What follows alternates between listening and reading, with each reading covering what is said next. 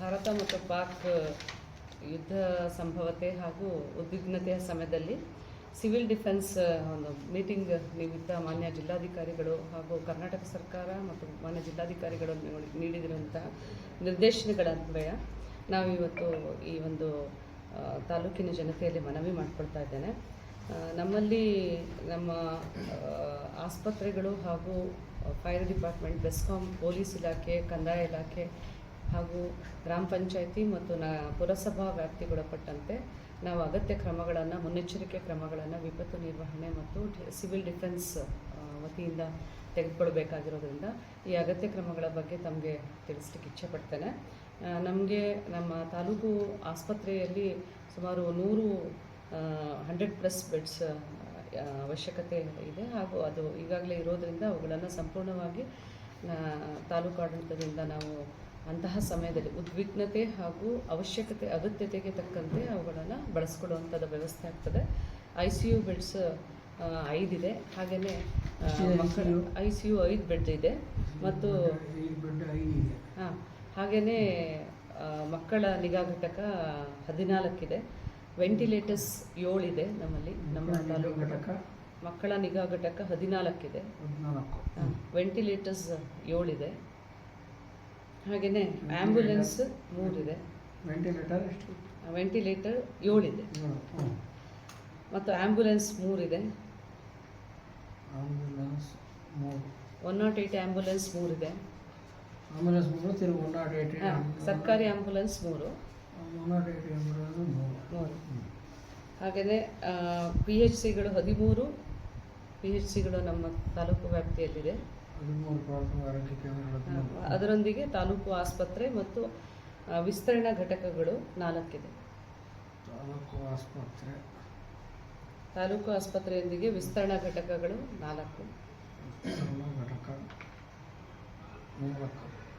ಮತ್ತು ನಮ್ಮ ಕ್ಲಿನಿಕ್ 2. ಇವುಗಳಲ್ಲಿ ತಕ್ಕಂತೆ ಏನು ವೈದ್ಯರು ನಮ್ಮ ಕ್ಲಿನಿಕ್ 2.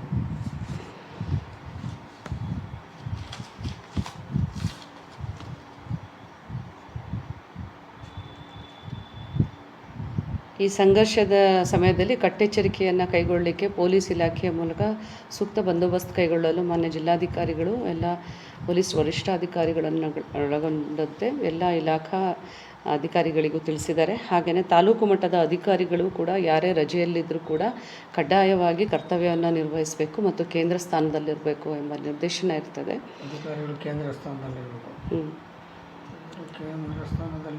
ಕಡ್ಡಾಯವಾಗಿ ರಜೆಯನ್ನು ಮೊಟಕುಗೊಳಿಸಿ ಕರ್ತವ್ಯಕ್ಕೆ ಹಾಜರಾಗಬೇಕು. ಹಾಗೆಯೇ ಮುಖ್ಯವಾಗಿ ಆಡಳಿತ ಕಚೇರಿಗಳು,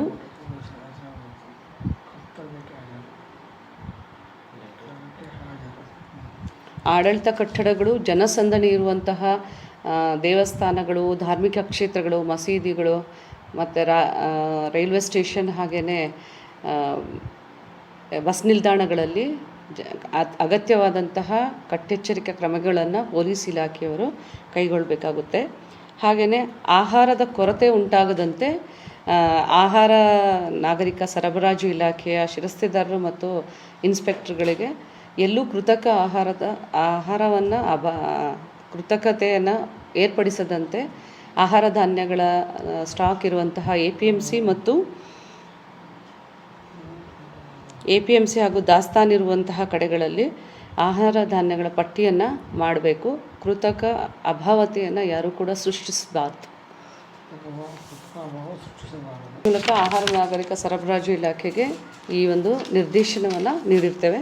ಹಾಗೆಯೇ ಈ ದಾಳಿಯಾದಂತಹ ಸಂದರ್ಭದಲ್ಲಿ ಅಂದರೆ ನಾವು ಇವಾಗ ಎಲ್ಲದಕ್ಕೂ ಪ್ರಿಪೇರ್ಡ್ನೆಸ್ ಇರಬೇಕು ಅನ್ನೋ ಕಾರಣಕ್ಕೆ ಈ ಒಂದು ಮಾಕ್ ಡ್ರಿಲ್ಲನ್ನು ಮಾಡಬೇಕಾಗುತ್ತೆ. ಪೊಲೀಸ್ ಇಲಾಖೆ ವತಿಯಿಂದ ಮಾಡ್ತಾರೆ. ಹಾಗೆಯೇ ಏನು ಈ ದಾಳಿ ಸಂದರ್ಭದಲ್ಲಿ ಅಡಗಿಕೊಳ್ಬೇಕಾದಂತಹ ಸ್ಥಳಗಳನ್ನು ಸಮುದಾಯ ಭವನಗಳು, ಹಾಸ್ಟೆಲ್ಗಳು ಮತ್ತು ಈ ಒಂದು ದೇವಸ್ಥಾನಗಳಲ್ಲಿರುವಂತಹ ಛತ್ರಗಳು ಮತ್ತು ಇತರೆ ಛತ್ರಗಳನ್ನು ನಾವು ತಾಲೂಕು ಆಡಳಿತದ ಸುಪರ್ದಿಗೆ ತಗೊಳ್ತೀವಿ. ಯಾವ ರೀತಿ ಕೋವಿಡ್ ಸಂದರ್ಭದಲ್ಲಿ ಆಗಿತ್ತು ಆ ರೀತಿಯೇ ಅಂತಹ ಸಂದರ್ಭದಲ್ಲಿ ಅಗತ್ಯ ಕ್ರಮವನ್ನು ಕೈಗೊಳ್ತೇವೆ.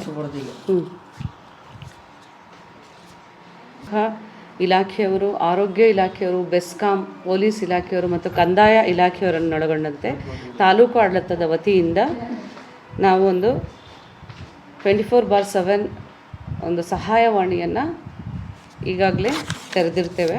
ಅದರಲ್ಲಿ ಎಲ್ಲ ಇಲಾಖೆಯವರನ್ನೊಳಗೊಂಡಂತೆ ಕೆಲಸವನ್ನು ನಿರ್ವಹಿಸ್ತಾರೆ. ಹಾಗೆ ಇನ್ನೂ ಒಂದು ಮುಖ್ಯವಾಗಿ ಮಾಧ್ಯಮ ಪ್ರತಿನಿಧಿಗಳಲ್ಲಿ ಕೇಳ್ಕೊಳ್ಳೋದೇನೆಂದರೆ, ಸುಳ್ಳು ವದಂತಿಗಳನ್ನು ಹಾಗೆ ಹಳೆಯ ವಿಡಿಯೋ ತುಣುಕುಗಳನ್ನು ಹಾಕಿ ಜನರಲ್ಲಿ ಭೀತಿಯನ್ನುಂಟು ಮಾಡಬಾರ್ದಂತ ಕೇಳ್ಕೊಳ್ತೇನೆ. ಅಂತ ಹರಡಿಸಬಾರದು. ಪ್ರಸಾರ ಮಾಡಬಾರ್ದು.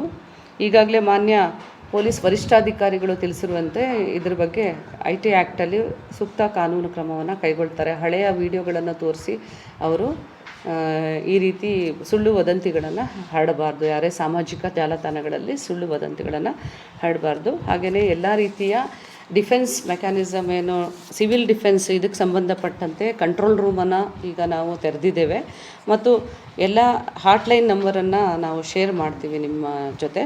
ಹಾಗೆಯೇ ಮುಖ್ಯವಾಗಿ ಗ್ರಾಮ ಪಂಚಾಯತಿ ಆಡಳಿತ ಸಿಬ್ಬಂದಿ ವರ್ಗದವರಿಗೆ PDOಗಳಿಗೆ ತಿಳಿಸೋದರಿಂದ ಸೈರನ್ಗಳನ್ನು ಅವರು ಪರ್ಚೇಸ್ ಮಾಡಿ ಅಂತಹ ಸಂದರ್ಭದಲ್ಲಿ ಜನರಿಗೆ ಎಚ್ಚರಿಕೆಯನ್ನು ನೀಡೋಕ್ಕೆ ಪ್ರತಿಯೊಂದು ಪಂಚಾಯತಿಗಳಲ್ಲಿ ಸೈರನ್ಗಳನ್ನು ಅಳವಡಿಸಬೇಕಾಗುತ್ತೆ. ಹಾಗೆಯೇ ಸಿವಿಲ್ ಡಿಫೆನ್ಸ್ ರೂಲ್ ಈ ಏನು 1968 ಒಂದು ಕಾಯ್ದೆಯಂತೆ ಸೆಕ್ಷನ್ 11ರಲ್ಲಿ ಅವರು ಅಗತ್ಯವಾದಂತಹ ಕ್ರಮಗಳನ್ನು ಕೈಗೊಳ್ಳಲಿಕ್ಕೆ NCC ಹಾಗೂ NSS ಈಗ ನಾವು ಮುಖ್ಯವಾಗಿ ನಮ್ಮಲ್ಲಿ DDPU ಅವರಿಂದ ವಿದ್ಯಾರ್ಥಿಗಳ ಪಟ್ಟಿಯನ್ನು ತಗೊಳ್ತೀವಿ. NCC ಹಾಗೂ NSS ವಿದ್ಯಾರ್ಥಿಗಳ ಪಟ್ಟಿಯನ್ನು ತಗೊಂಡು ಅವರಿಗೆ ಅವರ ವಿಲ್ಲಿಂಗ್ನೆಸ್ ಮತ್ತು ಫಿಟ್ನೆಸ್ ಆಧಾರದ ಮೇಲೆ ಟ್ರೈನಿಂಗನ್ನು ಕೊಡ್ತಾರೆ. ನಮ್ಮ ಜಿಲ್ಲೆಯಿಂದ ಸುಮಾರು